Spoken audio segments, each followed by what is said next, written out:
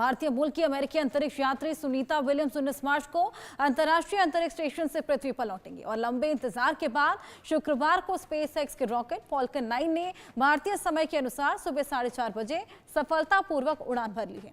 इसे अमेरिकी अंतरिक्ष एजेंसी नासा ने फ्लोरिडा के कैनेडी स्पेस सेंटर से लॉन्च किया है और इस मिशन को क्रू 10 का नाम दिया गया, जिसमें क्रू ड्रैगन कैप्सूल के साथ 4 सदस्यीय दल अंतर्राष्ट्रीय अंतरिक्ष स्टेशन के लिए रवाना हुए। सुनीता विलियम्स और उनके साथी अंतरिक्ष यात्री बुच विल्मोर ने 9 महीने से आईएसएस पर फंसे हुए थे। दरअसल उनके स्पेसक्राफ्ट में तकनीकी खराबी आ गई थी, जिसके कारण उनकी वापसी में देरी हुई और अब अमेरिका के राष्ट्रपति डोनाल्ड ट्रंप ने इस मिशन के लिए स्पेसएक्स के सीईओ एलॉन मस्क से सुनीता विलियम्स और बुच विल्मोर की पृथ्वी पर वापसी लाने का फैसला लिया, कार्य सौंप दिया था। ऐसे में ट्रंप ने सोशल मीडिया पर लिखा कि बाइडेन प्रशासन ने इन दोनों अंतरिक्ष यात्रियों को अंतरिक्ष में छोड़ दिया था और अब मस्क उनकी सुरक्षित वापसी सुनिश्चित करेंगे। मस्क ने इस पर प्रतिक्रिया देते हुए कहा कि वो उसे जल्द ही पूरा करेंगे। तो अब जल्द ही अंतरिक्ष में वापस आ सकती हैं सुनीता विलियम्स। 9 महीने का ये इंतजार था, अंतरिक्ष से वापसी करेंगी सुनीता विलियम्स। स्पेसएक्स ने वापस लाने का मिशन लॉन्च कर दिया है। सुनीता विलियम्स को वापस लाने के लिए अब रॉकेट रवाना कर दिया गया है। फॉल्कन 9 ने अंतरिक्ष के लिए उड़ान भरी है। अंतरिक्ष यान में 4 अंतरिक्ष यात्री भेजे गए हैं और सुनीता विलियम्स और बुच विल्मोर वापस आएंगे। 9 महीने का लंबा इंतजार, जिसके बाद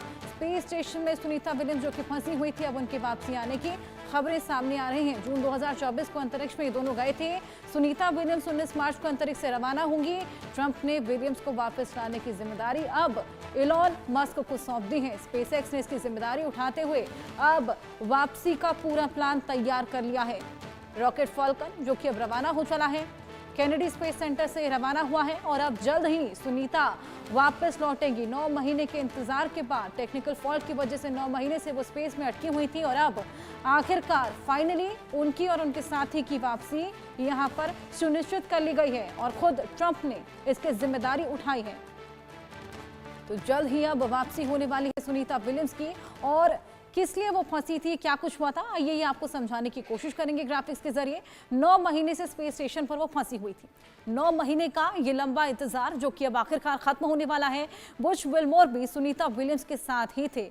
बुच विल्मोर जो कि उनके साथ ऊपर गए थे और जून 2024 में इंटरनेशनल स्पेस स्टेशन ये लोग गए थे और जहां पर ये अटक गए थे। दोनों ही 8 दिन के मिशन पर अंतरिक्ष गए थे। आप देखिए 8 दिन का मिशन था जो कि 9 महीने के मिशन में तब्दील हो गया। स्टार लाइनर अंतरिक्ष यान से इन्होंने उड़ान भरी थी, जिसमें तकनीकी फॉल्ट हो गए थे। स्टार लाइनर नाम और स्पेस स्टेशन के पास ही अंतरिक्ष यान में खराबी आ गई थी, टेक्निकल फॉल्ट्स आ गए थे, जिसके बाद यान को दिशा देने वाले 5 थ्रस्टर्स थे जो कि बंद हो गए थे। इन थ्रस्टर्स के बंद होने की वजह से टेक्निकल फॉल्ट्स अराइज हुए और दोनों को वापस लाने की कई कोशिशें की गई, लगातार कोशिशें की गई, लेकिन ये नाकाम होते चले गए। और स्पेस स्टेशन के बारे में भी आपको बताते हैं। स्पेस स्टेशन आखिर होता क्या है? अंतरिक्ष में एक प्रयोगशाला बनाई जाती है।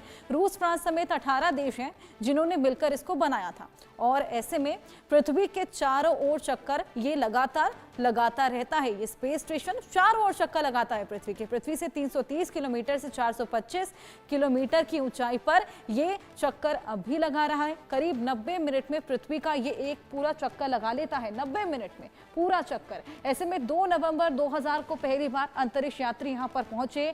2011 में पूरी तरीके से ये बनकर तैयार हुआ और एक साथ 6 अंतरिक्ष यात्री इसमें रह सकते हैं। निर्माण में करीब आपको बता रहे हैं 15,000 करोड़ डॉलर की लागत लगती है और यहीं पर गई थी वो।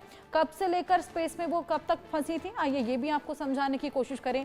क्या कुछ समय रहा? 6 जून 2024 को स्पेस स्टेशन वो पहुंची थी।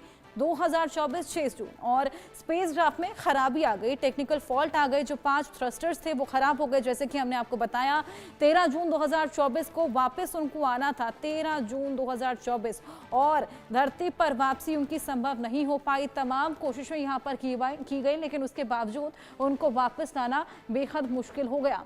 ऐसे में अब आखिरकार जब ट्रंप ने इसकी जिम्मेदारी एलॉन मस्क को सौंप दी है, जो टेक्निकल फॉल्ट थी उनको भी ठीक कर लिया गया है। लगातार कोशिशें यहां पर सुनीता विलियम्स की वापसी की जा रही है। फाल्कन 9 रॉकेट जिसको लॉन्च कर दिया गया है और अब जल्द ही सुनीता विलियम्स की वापसी सुनिश्चित कर ली जाएगी और इसकी जिम्मेदारी अब खुद एलॉन मस्क अपने हाथ में ले चुके हैं। 6 जून 2024 को वो स्पेस स्टेशन पहुंची थी।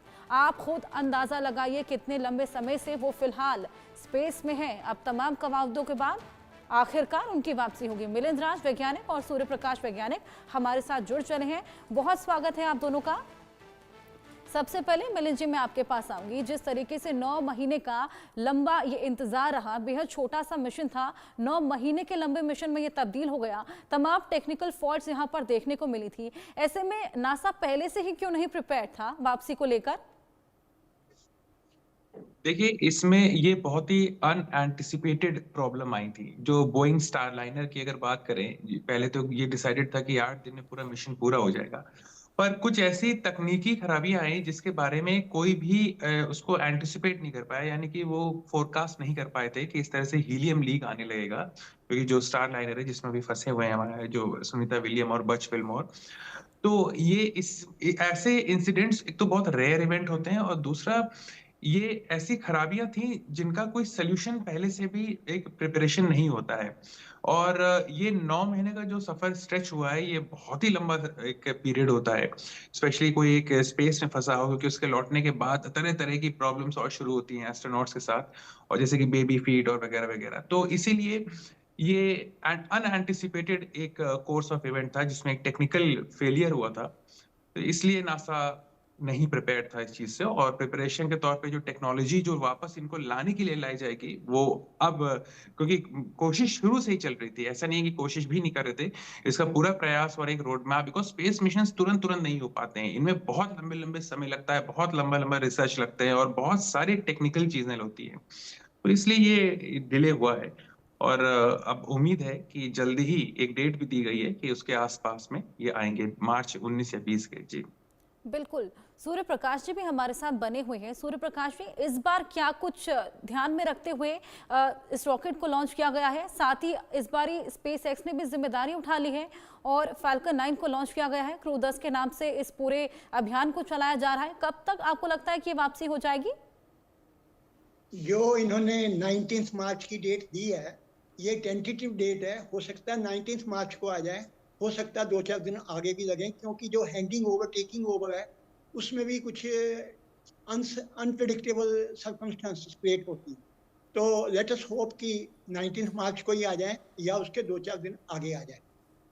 अब प्रश्न ये पैदा होता है कि ये जो वहाँ पर एस्ट्रोनॉट्स हैं, उनके स्पेस में 9 महीने रहने से या लंबा रहने से उनके अंदर जो मानसिक और शारीरिक और यहाँ तक कि उनके डीएनए तक जो एडवर्स इम्पैक्ट हो रहे हैं, उसको देखते हुए हमें इस चीज़ का मूल्यांकन दोहरा करना पड़ेगा कि ये जो स्पेस स्टेशन के अंदर रिसर्च लैब बनाई है, स्पेस स्टेशन के अंदर लॉन्ग स्टे करने का हमने एक प्रोजेक्ट चलाया है, क्या ये आज से 10-20 साल के बाद इसको वाइंड अप तो नहीं करना पड़ेगा? आपको याद होगा 1969 में अपोलो मिशन जब चांद पे उतरा, आज 2025 हो गया है। वो जो अपोलो मिशन चांद के थे उनमें कोई सबस्टेंशियल प्रोग्रेस नहीं हुई। हम लोग जब शुरुआत करते हैं तो बड़ी थ्रिल होती है, बड़ा एंथुसिज्म होता है, मगर बाद में जाके पता लगता है कि दूरगामी उसके अंदर कुछ ऐसी सीरियस प्रॉब्लम्स आती हैं, लेने के देने पड़ जाते हैं। हमें बहुत वैल्यूएबल और बहुत ही, जिसको कहते हैं कि हाई वाले प्रोजेक्ट जो हैं, कभी कभी अबंडन करने पड़ते हैं। जो ये सेल्फ इंफ्लिक्टेड इंजरी हो रही है एस्ट्रोनॉट्स के साथ, आप देखते हैं कि उनके दिमाग के ऊपर असर आ रहा है, उनकी बैलेंसिंग शक्ति खत्म हो रही है, उनकी हड्डियों के अंदर असर आ रहा है। इसको देखते हुए ये देखना पड़ेगा कि हमने खोया कितना और गंवाया कितना। क्या ये सस्टेनेबल प्रोजेक्ट है? ये इंटरनेशनल स्पेस स्टेशन चाइना ने भी लॉन्च कर दिया है, इनका तो 18 कंट्रीज का ऑलरेडी है। 50 साल के बाद इसका फ्यूचर क्या होगा ये वक्त बताएगा। क्या हम स्पेस स्टेशन के अंदर जो हम एंडीवर कर रहे हैं, हमारी अर्थ जो है एक प्रिविलेज प्लैनेट है, हमारी अर्थ जो है जिसको प्रकृति ने 1000 तरह की सुविधाएं देके बहुत तरीके से इसको प्रोटेक्ट किया है, मगर जो स्पेस स्टेशन है उसमें रेडिएशंस का इतना ज़्यादा एक्सपोजर है कि वहाँ कैंसर हो सकता है। ये जो आर्टिफिशियल हमने एक अवार्ड बनाया है, घरौंदा बनाया है, ये आने वाले टाइम में कितना सक्सेसफुल होगा, इस पे अभी जल्दबाजी करने का समय नहीं है।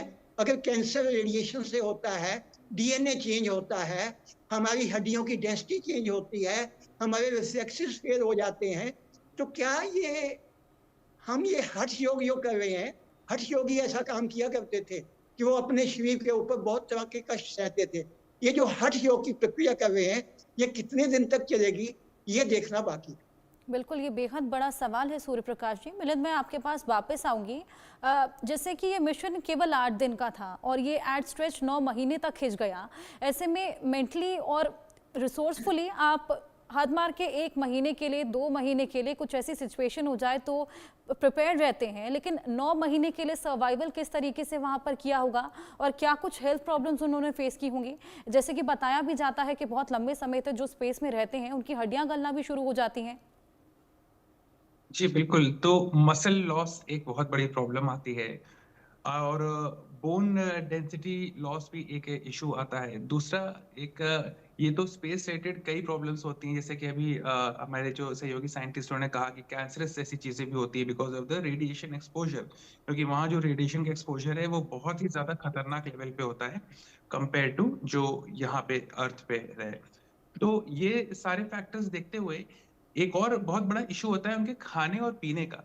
तो पहले जब किसी मिशन में 8 दिन तक का कोई मिशन होता है तो ये एक प्रिपरेशन रखते हैं 2 टाइम्स 3 टाइम्स का खाना, जिसमें वो जो आपके तरह तरह के वेज नॉन वेजिटेरियन डिशेस, जैसे कि आपके वो जो अभी सुनीता विलियम के जो इवेंट हुआ है इसमें ही उन्होंने बताया था कि उन्होंने फ्रोजन फूड लेके गए थे। वो तरह तरह के कुछ नॉन वेजिटेरियन डिशेस भी फ्रोजन फॉर्म में लेके गए थे, जो कि चलता है, एक सफिशिएंट दिन तक चलता है। अब जब बात आती है, जैसे आपने बताया कि 1 महीना तो चलिए ठीक है, हद से हद हो गया, ये जो 9-10 महीने का स्ट्रेच बन जाता है, जो 9 महीने का बन गया स्ट्रेच, इसमें खाने की एक बहुत बड़ी एक दिक्कत पैदा होती है। तो इस केस में अब सब कुछ ड्राइड फॉर्म में कंज्यूम कर रहे हैं। इनका जो नाश्ता होता है, जो ब्रेकफास्ट होता है, वो भी एक नॉर्मल किसी भी तरह नहीं रह जाता है, वो सिर्फ और सिर्फ ड्राइड या फ्रोजन फॉर्म में रहता है। और ये जो चीजें होती है ये मेंटली डिस्टर्बिंग हो जाती हैं, क्योंकि जब आप सोचिए एक 8-9 महीने के स्ट्रेच में सिर्फ और सिर्फ फ्रोजन और ड्राइड फॉर्म का खाना खा रहे हो, और वो भी विच इज मोर और less like a chemical form of things होती हैं, कि वो कोई ऐसा ताजा खाना तो होता नहीं है, या चलिए कोई ऐसा भी नहीं होता है कि पृथ्वी से पैक किया हुआ खाना है जो 10 दिन तक 15 दिन तक चलेगा, या चलिए 25-30 दिन तक चल सकता है। ये एक बहुत बड़ा चैलेंज आता है। उसके साथ ही साथ जब आप एक टर्म सुना होगा बेबी फीट नाम का या बेबी फुट नाम का, तो इसमें क्या होता है कि जब ग्रेविटी इस तरह से डिस्टर्बेंसेस में कोई एस्ट्रोनॉट रहता है इतने समय तक के लिए, क्योंकि वहां की ग्रेविटी पुल इस तरह नहीं होती है जिस तरह पृथ्वी की होती है, तो जो पैर का तलवा होता है, जो फुट का जो सोल होता है आपका, उस तलवे पे एक हाइपर सेंसिटिविटी डेवलप हो जाती है। वो जो स्किन होती है, जो पैर के नीचे की स्किन होती है, वो इतनी सॉफ्ट हो जाती है, तभी इसको बेबी फुट के नाम से बोलते हैं, जैसे एक बच्चे का फुट होता है इस तो वो ये डेवलपमेंट शुरू हो चुका होता है। और हालांकि सुनीता विलियम्स और बच विल्मोर में ये चीज अब 100% कह दिया गया है कि ये डेवलप होने लगा है।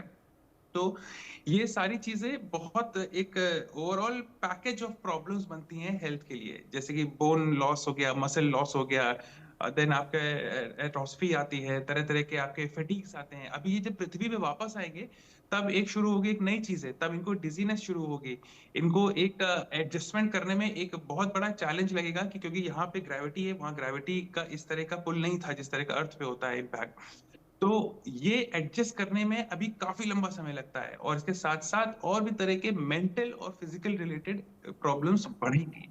जी बिल्कुल मिलिंद, मेंटली तो वो डिस्टर्ब थी ही। उन्होंने कई बार ये बात रखी भी थी सामने कि वो अब वापस आना चाहती हैं, लेकिन तमाम यहाँ पर टेक्निकल इश्यूज जो हमने देखा जिसके चलते वो वापस नहीं आ पाई। सूर्य प्रकाश जी, अभी हाल फिलहाल भी ये मिशन वापस से होने वाला था क्रू 10 का, लेकिन फिर एक और टेक्निकल प्रॉब्लम यहाँ पर अराइज हो गई थी। वो क्या प्रॉब्लम थी और क्या उसको अब हल कर लिया गया है? हाँ, वो जो हाइड्रोलिक सिस्टम के अंदर कमी थी उसको ठीक करने के बाद ही रॉकेट लॉन्च हुआ है। अगर हाइड्रोलिक सिस्टम जो है रेक्टिफाई नहीं होता तो जो रॉकेट लॉन्च किया है कल इन्होंने, वो लॉन्च ही नहीं हो सकता था। तो वो तो छोटी मोटी मैकेनिकल इंजीनियर की प्रॉब्लम थी, वो सॉल्व हो गई है और ये ठीक तरीके से लॉन्च हो गया है। अब ये इंटरनेशनल स्पेस स्टेशन पे जा पहुंचेंगे, वहां पे हैंडिंग ओवर टेकिंग ओवर भी हो जाएगी। भगवान ने चाहा तो जो इन्होंने डेट 19 मार्च दी है, ये 19 मार्च को आ जाएंगे या 2-4 दिन आगे पीछे आ जाएंगे। समस्या ये नहीं है समस्या लॉन्ग टर्म में है। इन्होंने एक स्पेस टूरिज्म का कॉन्सेप्ट किया है। अब ये देखना है, आपको याद होगा कुछ महीने पहले समुद्र के अंदर जो एक समुद्र के बॉटम पे एक शिप था, वो डूबा हुआ था। उसको दिखाने के लिए कुछ लोगों को पनडुब्बी में बैठाया गया, उनको वहां पे समुद्र के अंदर लेके गए और वहां पे मिसहैप हो गया, 5 आदमियों की डेथ हो गई। उसके बाद उन्होंने वो जो समुद्र के अंदर टूरिज्म का एक नया एवेन्यू खोला था, उसको वाइंड अप करना पड़ा। तो ये कुछ ऐसी चीजें हैं। मुझे याद है आज से 15 साल पहले मैं वेद पढ़ रहा था, तो उसमें एक प्रसंग आया कि उसमें उन्होंने कहा कि ए वेद पाठी, ए मानव, तू आकाश में मत जा। उसका रीजनिंग ये दिया कि जो आकाश है उसमें बहुत सारी वल्नरेबिलिटी है, बहुत सारे रिस्क हैं। जो धरती है, जो ग्राउंड सरफेस ये भगवान ने हमें मुहैया कराया है, जिसको हम लोनली प्लेनेट कहते हैं। अब देखिए, इसके ऊपर ओजोन लेयर है। ओजोन लेयर के अलावा एक मैग्नेटोस्फीयर है। मैग्नेटोस्फीयर 50,000 किलोमीटर की हाइट तक जाता है। वहां पर जब सोलर विंड आती है, सोलर पार्टिकल, चार्ज पार्टिकल्स आते हैं, वो मैग्नेटोस्फीयर उन चार्ज पार्टिकल्स को धरती के पोल्स की तरफ धकेल देता है। धरती के पोल्स पे जो आपको fancy lights, coloured lights, Arora lights नजर आती हैं, वो मैग्नेटोस्फीयर अगर वो शील्ड नहीं होती और वो सोलर पार्टिकल्स, सोलर विंड धरती पे टकरा जाते सीधे, तो जो 800 करोड़ आदमी ये चने की तरह भुन जाते। ये धरती जो है, ये कोई छोटा मोटा प्लेनेट नहीं है। इसके ऊपर प्रकृति ने कितनी तरह के प्रोटेक्शन, कितनी तरह की शील्ड लगाई हैं। ये सारी शील्ड, हमारा जो इंटरनेशनल स्पेस स्टेशन है, उसमें ये शील्ड जो है, अभी ये ओजोन लेयर है, ये 60 किलोमीटर, 100 किलोमीटर, 70 किलोमीटर पे, तो 400 किलोमीटर पे इंटरनेशनल स्पेस स्टेशन पे ओजोन लेयर नहीं है, तो वहां पे अल्ट्रावायलेट लाइट, सनलाइट आएगी। There are so many factors. हम एक अच्छा भला ठिकाना छोड़ के एक क्यूरियोसिटी की खातिर एक कुएं में पहले छलांग लगाते हैं, फिर उस कुएं से बाहर निकलने के लिए तरह तरह के प्रयत्न करते हैं। हमें नहीं लगता कि ये इंटरनेशनल स्पेस स्टेशन जो है आज से 25-30 साल, हाँ, डिफेंस के एंगल से इनकी यूटिलिटी है। ये सिर्फ space tourism, as a space tourism programme, this is doubtful. मगर डिफेंस स्ट्रेटजी, हाँ, वो तो ठीक है कि कंट्रियों की आपस में लड़ाई होती है, तो डिफेंस के पर्पज से, मिलिट्री पर्पज के लिए इंटरनेशनल स्पेस स्टेशन जो है बहुत बड़ा एसेट है। मगर for fun and fair it is a flop show.